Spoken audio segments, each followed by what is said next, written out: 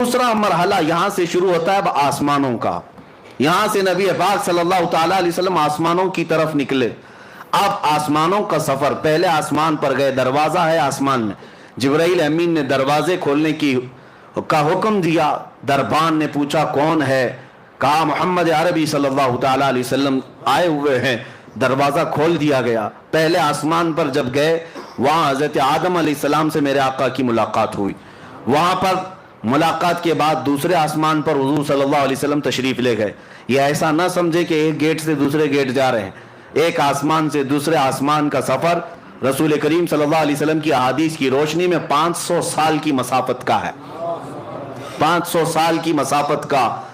اور وہ میرے آقا صلی اللہ تعالی علیہ وسلم دم زدن میں طے کرتے چلے گئے. یہ کیسے ہوا اور کیسے ممکن ہو سکتا ہے, اس پر ہم بعد میں بحث کرتے ہیں. دوسرے آسمان پر جب نبی پاک صلی اللہ علیہ وسلم تشریف لے گئے وہاں پر بھی دروازہ کھولا گیا. دوسرے آسمان پر عیسیٰ علیہ السلام اور یحییٰ علیہ السلام سے ملاقات ہوئی. تیسرے آسمان پر گئے رسول کریم صلی اللہ تعالی علیہ وسلم, وہاں حضرت یوسف علیہ السلام سے ملاقات ہوئی. چوتھے آسمان پر گئے نبی پاک صلی اللہ تعالی علیہ وسلم کی وہاں پر ملاقات حضرت ادریس علیہ السلام سے ہوئی, حضرت ہارون علیہ السلام سے. پانچویں آسمان پر حضرت ادریس علیہ السلام سے ملاقات ہوئی. چھٹے آسمان پر اولو العزم پیغمبروں میں سے سیدنا کلیم اللہ موسیٰ علیہ السلام سے ملاقات ہوئی. ان کے بعد پھر ساتویں آسمان پر پہنچے. ہر آسمان کی شکل الگ, ہر آسمان کی حیت الگ, ہر آسمان کے دروازے الگ, ہر آسمان میں فرشتے بھی الگ. ساتویں آسمان پر جب گئے نبی پاک صلی اللہ علیہ وسلم نے دیکھا ابو الانبیاء حضرت ابراہیم علیہ السلام وہاں پر تھے. ان سے ملاقات ہوئی. نبی پاک صلی اللہ تعالی علیہ وسلم نے سب سے ملاقاتیں کی, سب سے بات چیت بھی فرمائی. اور اس کے بعد سدرۃ المنتہا پہنچے. سدرۃ المنتہا کیا ہے؟ ایک بیری کا درخت, ایک ایسا درخت جس کی لمبائی چوڑائی کو تم تصور میں بھی نہیں لا سکتے, تصور میں بھی نہیں لا سکتے.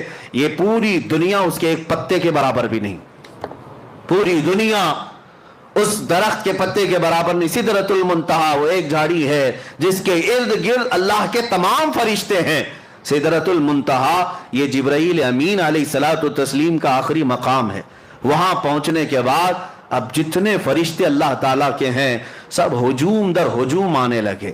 اور یہ حدیث پاک میں ہے سارے فرشتے آ کر اللہ رب العزت کی بارگاہ میں عرض کرنے لگے, اے مولا آج تیرا محبوب تیرے قرب کے اور تیرے وصال کی لذتیں پانے کے لیے سفر معراج پر آیا ہے. اس سے بہتر موقع ہمیں نہیں ملے گا, ایک بار تیرے حبیب کے دیدار کا موقع عطا کیا جائے. اللہ رب العزت کی طرف سے ملائے اعلیٰ تمام فرشتوں کو اجازت دی گئی. حضور صلی اللہ تعالی علیہ وسلم ارشاد فرماتے ہیں میں سدرۃ المنتہا کے پاس تھا, فرشتے ہجوم در ہجوم آتے اور زیارت کرتے, درود پڑھتے اور نکلتے چلے جاتے. وہ کیسا سما تھا, وہ کیسا نور کا وہ ماحول تھا کہ اس لمحے, یہ کتنے لمحے گزرا, کتنا زمانہ گزرا, ہم میں سے کوئی ادراک نہیں کر سکتا, تصور نہیں کر سکتا. سدرۃ المنتہا کے سفر کے بعد یہ دوسرا مرحلہ ختم ہوا. یہ سیکنڈ سٹیپ, 3 سٹیپ میں بتا رہا ہوں. تیسرا مرحلہ اب سدرۃ المنتہا کے بعد براق کو بھی چھوڑ دیا گیا, جبرائیل امین بھی وہاں رک گئے. اور حضور صلی اللہ علیہ وسلم نے ان سے کہا کہ چلو جبرائیل آگے. تو جبرائیل کہنے لگے لو دنوت انملتن, اگر میں ایک رائی کے دانے کے برابر بھی آگے بڑھ جاؤں تو اللہ کی تجلی سے میرے پر جل جائیں گے. اس سے زیادہ کی لمٹ نہیں ہے, اس سے آگے نہیں جا سکتا. آپ تشریف لے جائیں, آپ کا رب آپ کا حامی و ناصر ہے. نبی پاک صلی اللہ علیہ وسلم اس کے آگے کا جو سفر فرماتے ہیں. پھر بھی ابھی ایک سواری لائی گئی جس کو رفرف کہا گیا. رفرف یہ براق سے بھی کئی ہزار درجے تیز رفتار, براق سے کئی ہزار درجے تیز رفتار. اس میں جب نبی پاک صلی اللہ تعالی علیہ وسلم سوار ہوئے تو جہاں تک جبرائیل کی نظریں جاتی تھی وہاں تک رفرف گیا. پھر حضور صلی اللہ تعالی علیہ وسلم کو رفرف سے بھی اترنے کا حکم ہوا. رفرف سے جب آپ صلی اللہ علیہ وسلم اتر آئے تو اس سواری کو بھی چھوڑ دیا گیا. اب حکم ہوا کہ اب محبوب اکیلے جائیں, اس سے آگے اب کسی کا سفر نہیں ہے, اب آپ اکیلے جائیں. اب جس جگہ میرے آقا صلی اللہ علیہ وسلم گئے اس کو کہتے ہیں لا مکان. اس کو کیا کہتے ہیں؟ لا مکان. لا مکان کا مطلب ہوتا ہے مکان ہے ہی نہیں, جگہ ہے ہی نہیں. کیا بولو گے اس کو؟ اس کا نام کیا ہے؟ اس کا نام کیا؟ اچھا, اور دوسری بات वो कहाँ है, कैसा है, किधर है, ये भी नहीं पता। हम यहाँ हैं तो हमारे जिहतें हैं, 6 जिहत मशहूर है। जिहत किसको कहते हैं? डायरेक्शंस को। एक सामने, एक पीछे, एक दाएं, एक बाएं, एक ऊपर, एक नीचे, इसको जिहत कहते हैं। सामने होना, पीछे होना, दाएं होना, बाएं होना, ऊपर होना, नीचे होना, ये जिहत है, ये सिमत है। नबी पाक सल्लल्लाहु ताला अलैहि वसल्लम जहां तशरीफ ले गए वहां कोई जिहत ही नहीं, कोई जिहत नहीं। वहां सामने भी नहीं कह सकते, पीछे भी नहीं कह सकते, दाएं भी नहीं, बाएं भी नहीं, ऊपर भी नहीं, नीचे भी नहीं।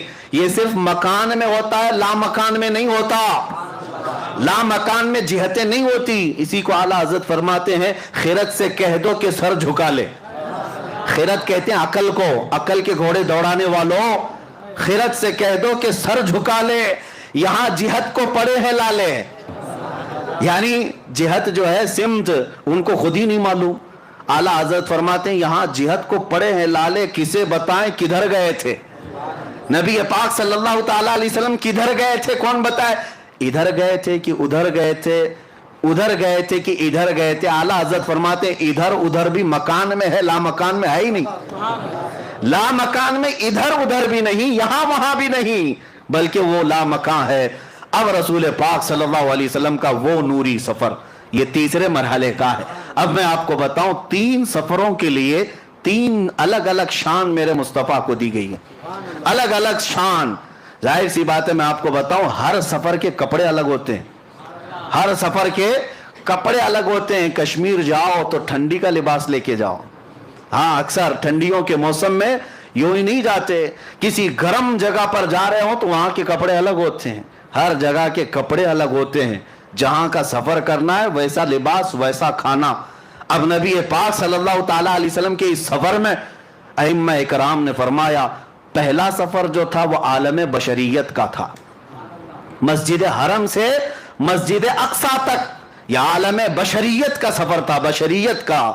और अब से यहां से बैतुल मुक़द्दस से सिदरतुल मुंतहा तक नबी पाक सल्लल्लाहु अलैहि वसल्लम की नूरानियत का सफर था। और सिदरतुल मुंतहा से अर्शे इलाही और लामका का सफर हकीकत मोहम्मदिया का था। अब उस हकीकत मोहम्मदिया को कोई पहचान नहीं सकता। बशरियत भी मेरे आका में है, नूरानियत भी मेरे आका में है, और हकीकत भी मेरे आका में है। और हर जगह का लिबास अलग है, और हर जगह की मेराज हुई। हर जगह की मेराज किसे कहते हैं? उरूज को, बुलंदी को। हर जगह वो चीज मेरे आका को दी गई जिसको आम इंसान कर ही नहीं सकता, आम इंसान कर ही नहीं सकता। बशरियत में मेरे आका को ऐसा ले जाया गया कि मस्जिद हरम से मस्जिद अक्सा तक का सफर कितने छोटे लम्हे में कराया गया। क्या कोई ये बशर कर सकता है?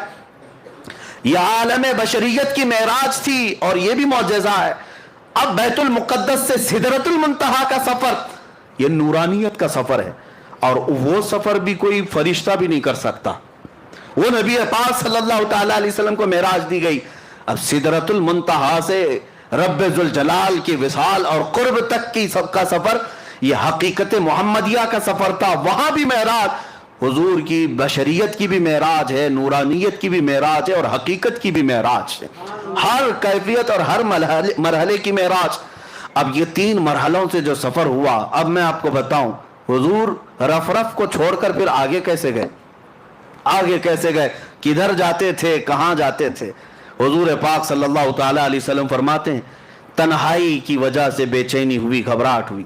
किसी को होती है, बशरियत का तकाजा हो, या ऐसी जगह पर पहली मर्तबा आमद जो जगह ही नहीं, वहां क्या है? सिर्फ नूर ही नूर है, सिर्फ नूर ही नूर।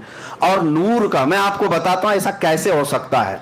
लोग सोचते हैं ना, ऐसा कैसे हो सकता है कि आप कह रहे हैं दाएं भी नहीं, बाएं भी नहीं, आगे भी नहीं, पीछे भी नहीं, ऐसा कैसे? नूर का यही खासा है, नूर का यही खासा, इसकी स्पेशलिटी यही है। मैं अभी पूछता हूं, मस्जिद में लाइट लगी हुई है, लाइट तो ऊपर है, उजाला यहां है। अब मुझे बताओ, ये उजाला सामने है कि पीछे है कि दाएं है कि बाएं? उजाला किधर है? कोई कह सकता है? आप कहेंगे नीचे भी है, ऊपर भी है, दाएं भी है, बाएं भी। नहीं, मैं कहता हूं एक जगह बताओ, एक जगह बताओ, ये उजाला कहां है? तुम्हारे सामने है कि पीछे है कि दाएं है कि बाएं है? आपको मजबूरन कहना पड़ेगा ये उजाले की कोई सिमत ही नहीं होती, یہ اجالے کی کوئی جہت ہی نہیں ہوتی, اس کا ڈائریکشن نہیں, یہ پھیلا ہوا ہے. نبی پاک صلی اللہ علیہ وسلم جس لامقام میں گئے تھے وہ نور علی نور ہے, وہاں کوئی سمت نہیں تھی. اب نبی پاک صلی اللہ تعالی علیہ وسلم جب آگے بڑھنے لگے پھر رک گئے, آگے بڑھنے لگے پھر رک گئے. سنو اب اے محبوب اب رک جائیں, آپ کا رب خود قریب آ رہا ہے. یہ اب محبت کے تقاضے, عظمت کے تقاضے, میں آپ کو بلایا ہوں بلا تشبیہ و بلا تمثیل, ذہنوں کو قریب کرنے کے لیے کہہ رہا ہوں. آپ سے میں محبت کرتا ہوں, بلایا میں اپنی جگہ پر, اپنے گھر پر, قاصد بھی بھیجا, سواری بھی بھیجا, آپ آئے میرے گھر. مجھے پتا چلا میں جس مہمان کو اور جس محبوب کو بلایا ہوں آیا ہوں. اب اور اعلیٰ محبت کا تقاضا یہ ہے میں اپنے گھر کے صوفے میں بیٹھ کر انتظار نہ کروں, دروازے سے نکل کر کے تمہارا استقبال کروں, نکل کر میں تمہارا استقبال کروں. یہ اعلیٰ درجے کی عظمت ہوا کرتی ہے, بلا تشبیہ بلا تمثیل. میرے مصطفیٰ رب ذوالجلال کے قرب میں جا رہے تھے, بلایا گیا قاصد بھیج کر, بلایا گیا سواری پر بٹھا کر, لیکن جب اس جگہ پر پہنچے جس جگہ کا نام ہی نہیں ہے, تو رب تبارک و تعالیٰ نے ارشاد فرمایا قف یا محمد ان ربک یصلی, اے محبوب رک جائیں, آپ کا رب خود قریب آ رہا ہے. اب کتنا قریب آیا, کتنا قریب آیا. اب سورہ نجم کی آیتیں سنو, رب تعالیٰ فرماتا ہے ثم دنا فتدلی فکان قاب قوسین او ادنا, پھر وہ قریب ہوا اور قریب ہوا, پھر وہ قریب ہوا اور قریب ہوا, اتنا کہ دو کمانوں کے بیچ کا جو حصہ ہوتا ہے اس سے بھی زیادہ قریب ہوا. اب یہ جو استعارہ اس کو کہتے ہیں عربی میں, تشبیہ دی گئی کمان سے.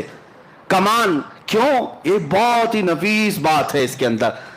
کمان سے بھی زیادہ قریب ہوا. آپ کبھی سنے آپ اپنی زبان میں کہ کمان سے بھی زیادہ قریب ہے؟ قاب قوسین, یہ قرآن پاک سورہ نجم میں قوسین کہتے ہیں. تیر کمان تو دیکھا ہوگا نا, ہاں کمان جو ہے وہ اس طرح سے گول, ہاف دائرہ, ہاف سرکل. یہ جو کمان ہے اس سے تشبیہ کیوں دی گئی؟ ایک دو کمانوں سے بھی کم کا فاصلہ رہ گیا. اصل میں لوگ یہ سمجھتے ہوں گے یہ جو تیر کمان ہے یہ نہیں ہے, عربوں کی ایک کہاوت ہے یہ, کیونکہ قرآن عربی میں نازل ہوا عربوں کو چیلنج کرتے ہوئے. ان کے ہاں جو محاورے چلتے تھے وہ کیا ہے پتہ ہے؟ عرب قبیلوں میں, عرب خاندانوں میں ایک دستور تھا, دو خاندان والے جب صلح کرتے, جب دو خاندان والے کوئی معاہدہ کرتے, ایگریمنٹ کرتے کہ آج سے ہم اور آپ سگے بھائی کی طرح ہیں, محبت میں ہم ایک دوسرے سے بہت قریب ہیں, تو کیا کرتے تھے پتہ ہے؟ ایک خاندان کا لیڈر دوسرے خاندان کا لیڈر دونوں میدان میں آتے اور دونوں کے ہاتھ میں کمان ہوتے تھے. توجہ سے سنیں, دونوں کے ہاتھوں میں کمان ہوتے اور تیر بھی ہوتے. دونوں محبت کا ایگریمنٹ کر رہے ہیں, دونوں دو خاندانوں میں جب صلح ہوتی اور محبت کا معاہدہ ہوتا تو یہ کرتے, دونوں کمان لے کر کے میدان میں آتے. اب کیا کرتے, اس قبیلے والا اپنا کمان اس کو دیتا, اس کا کمان خود لیتا, بدل ہوتے, عدل بدل. یہ اس قبیلے کی کمان لیتا اور وہ اس قبیلے کی کمان لیتا. اب کیا کرتے, سنیے عربوں کی محبت کے قصے. دونوں قبیلے والے تیر چلاتے اپنے اپنے کمانوں سے, تیر چلاتے, اور جب تیر جا کر گرتا تو دونوں خاندانوں والے نعرہ کیا لگاتے پتہ ہے؟ کہ تمہارا چلایا ہوا تیر ہمارا ہے, ہمارا چلایا ہوا تیر تمہارا ہے. یہ محبت کے لیے یہ طریقہ ہوتا تھا. قوسین اس کو کہتے, دو کمانوں کو, کہ جب بہت زیادہ قریب ہو جائیں تو میرا تیر تم چلاؤ, تمہارا تیر میں چلاؤں, لیکن بات یہ ہوگی سب میں کہ میرا چلایا ہوا تمہارا سمجھا جائے گا, تمہارا چلایا ہوا میرا سمجھا جائے گا.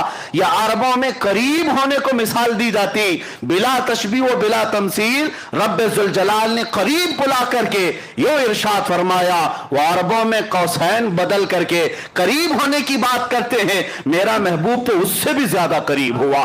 اور اسی کو اعلیٰ حضرت اپنے قصیدے میں فرماتے ہیں, میں تو مالک ہی کہوں